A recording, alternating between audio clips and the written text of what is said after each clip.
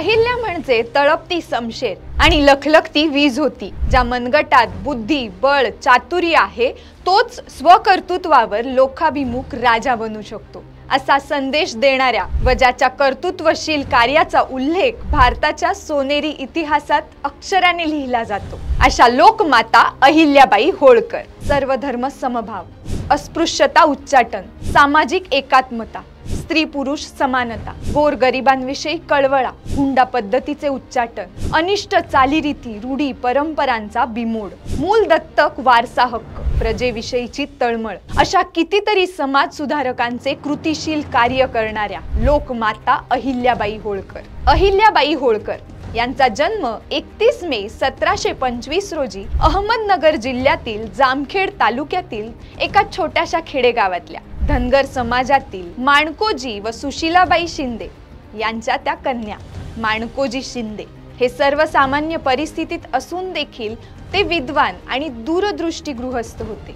18व्या शतकामध्ये आजच्यासारखी शिक्षणाची साधने उपलब्ध नसताना देखील त्यांनी अहिल्याबाईला शिक्षणाची घरीच व्यवस्था करून दिली। अहिल्या मातेचे जीवन घडविण्यात त्यांचा फार मोठा मोलाचा वाटा आहे। अवघ्या 8 वर्षाची असताना होळकर घराण्याचे संस्थापक राजश्री मल्हारराव होळकरांचा 12 वर्षाचा एकुलता एक शूरवीर खंडेराव यांच्याशी अहिल्याबाईंचा विवाह झाला। 20 मे 1733 रोजी पुण्यातील शनिवारवाडा येथे लग्नानंतर लगेचच चतुर, क्षमाशील व शांत स्वभावाने त्यांनी कुटुंबातील प्रत्येक व्यक्तीचं मन जिंकून घेतलं। त्यांना मालेराव आणि मुक्ताबाई अशी 2 दाम्पत्य झाली। दूरदृष्टी ठेवून मल्हाररावांनी देखील पुरुष प्रधान संस्कृतीच्या काळातही सुनेला तत्कालीन दरबाराच्या मोडी, मराठी लिहिणे, वाचणे, गणित इत्यादी गोष्टी शिकविल्या। तसेच घोड्यावर बसणे, दांडपट्टा फिरवणे, युद्धाचे व राजकारणांचे डावपेच आखणे,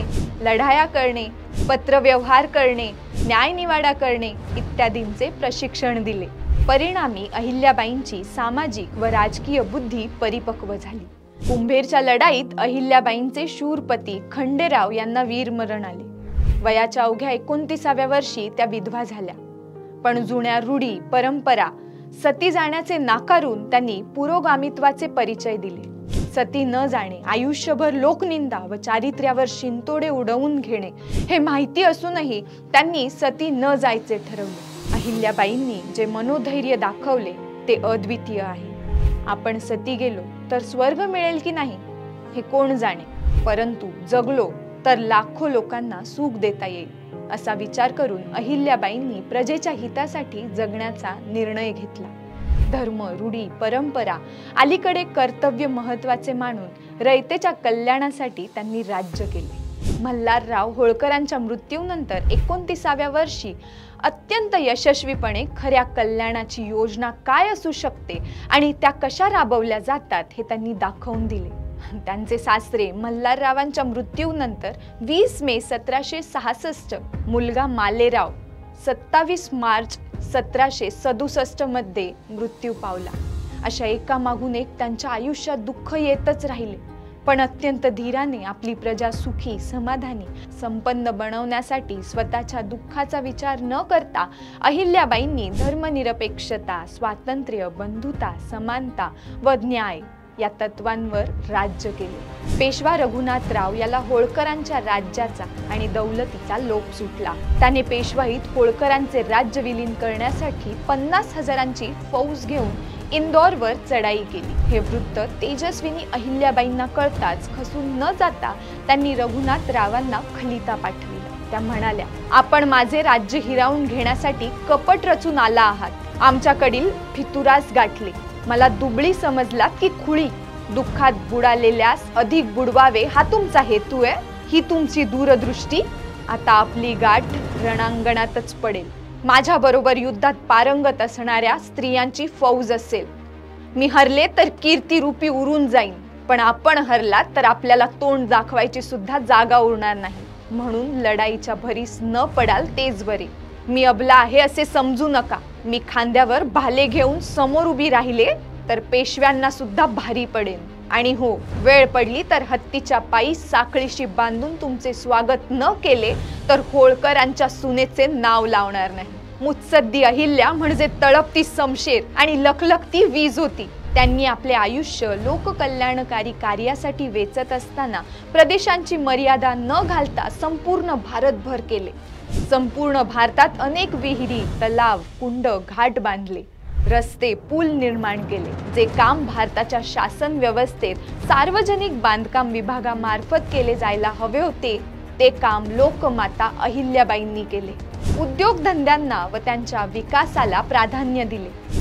मल्हाररावांच्या मृत्यूनंतर इंदोरवर संस्थांची राजधानी माहेश्वर या ठिकाणी आणून कारागीर, मजूर, विणकाम, कलावंत, साहित्यिक अशा गुणी लोकांना विकासासाठी जमीन, पैसा, घर इत्यादी सोयी उपलब्ध करून दिल्या।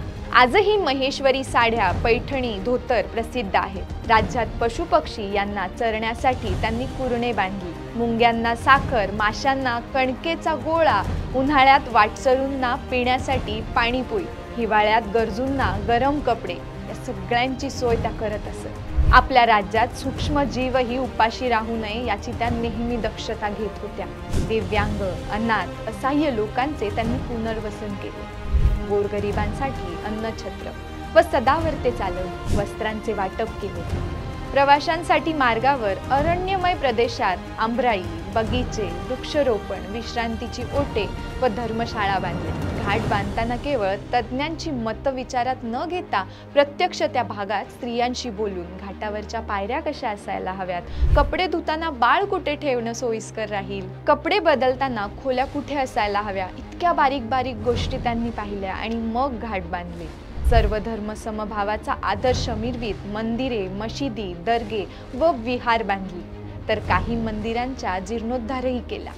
रस्ते व महारस्ते बांधल्यामुळे पर्यटनाला प्रोत्साहन मिळाले, मजुरांना काम मिळाले, सर्व जाती धर्माचे लोक एकत्र येऊन एकात्मता निर्माण झाली।